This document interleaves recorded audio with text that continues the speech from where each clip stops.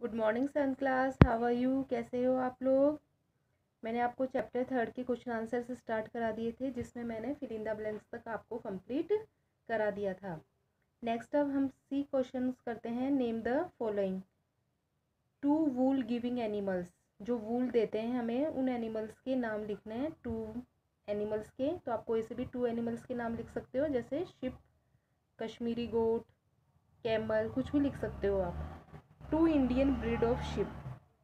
दो शिप जो इंडियन की है, इंडिया में मिलती है, जिसकी नस्लें, वो दो नाम लिखने हैं। तो मैंने लिखा है एक लोही और एक नाली। ठीक है।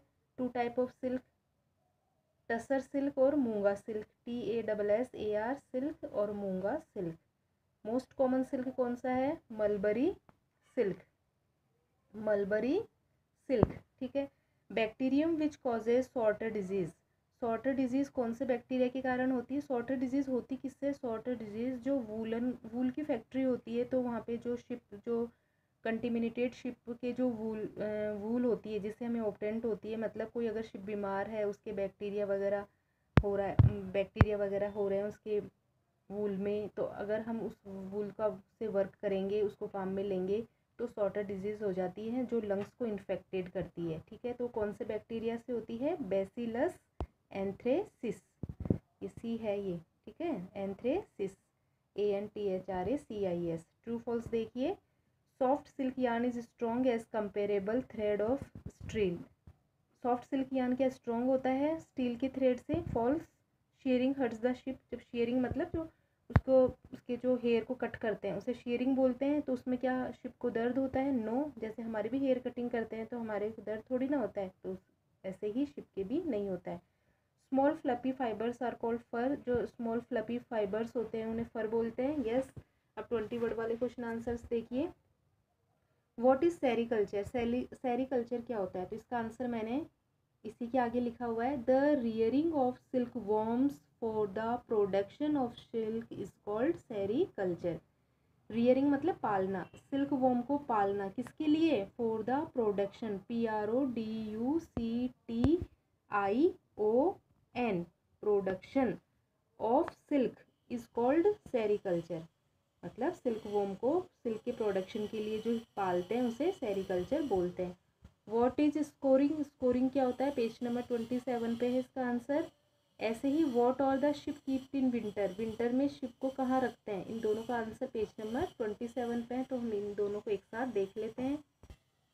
देखिए, स्कोरिंग, स्कोरिंग का मतलब होता है कि जब हमने शिप की शेयरिंग कर ली, उसके वूल को ऑब्टेंड कर लिया, तो उसमें गंदगी वगैरह को जो वॉश करना होता है, उसे बोलते हैं हम scouring. The process of washing the fleece of sheep to remove dust, dirt, sweat and grease etcetera is called scouring. जो उसकी डस्ट वगैरह होती है, डर्ट, गंदगी, पसीना, ग्रीस वगैरह, चिकनाई वगैरह लगी रहती है, उसे रिमूव करना स्कोरिंग कहलाता है। और विंटर को, शिप को विंटर में कहाँ रखते हैं? इसका आंसर देखिए, ये ऊपर A का 3, ये रहा इसका answer. In winter sheep are kept indoors, अंदर रखते हैं, मतलब बाड़े में रखते हैं अंदर। Feed on leaves, grains and dry fodder, और उसको लीव्स वगैरह, ग्रेन और ड्राई फोडर वगैरह खिलाते हैं। ठीक है। नेक्स्ट क्वेश्चन है,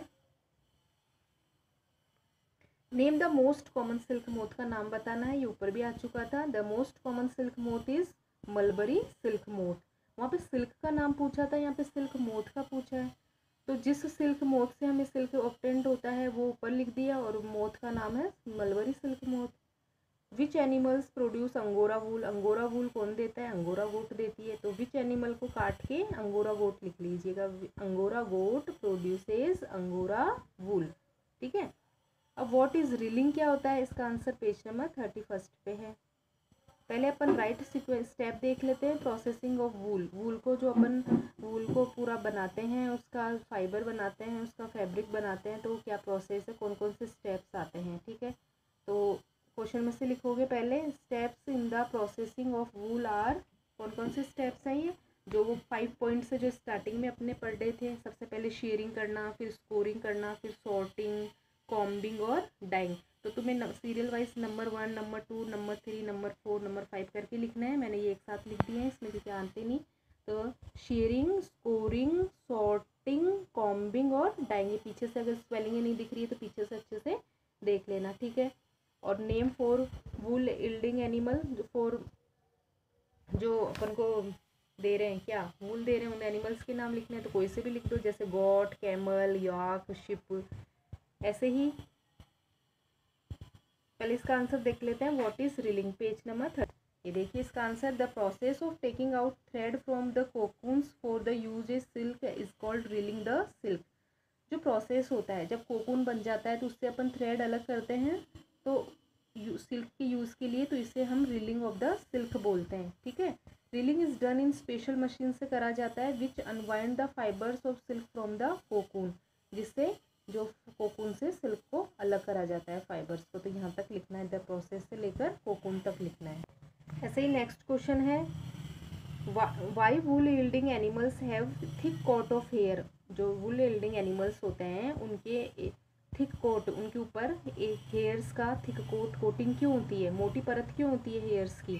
ठीक है, तो पहले क्वेश्चन में से ही लिखना है तुम्हें, वाई को काट के क्या लिखना है, the wool yielding animals have a thick coat of hair on their body to keep them warm during cold winter season.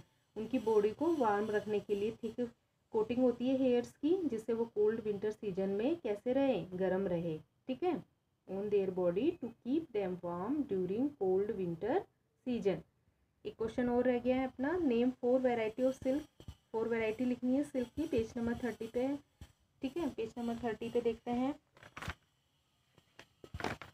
ये यहाँ पे जो वैरायटी ऑफ सिल्क है उसमें देखिए, मलबरी सिल्क 4 नेम लिख देना। ये मोथ मत लगाना आगे, क्योंकि सिल्क पूछ रहा है only. Mulberry silk, tussar silk, eri silk और मूंगा सिल्क है। इधर से देख लो इनके नाम, ये रहे, टसर सिल्क, इरी सिल्क और मूंगा सिल्क और मलबरी सिल्क। ये है ही 4 टाइप के सिल्क है, ये लिख देना ऐसे। आपके क्वेश्चन आंसर कंप्लीट हुए। लॉन्ग आंसर सभी करने नहीं है आपको, तो इनको अच्छे से नोटबुक में अच्छे से करके सुंदर सुंदर हैंड राइटिंग में और साथ के साथ इन्हें लर्न भी कर लेना। Thank you.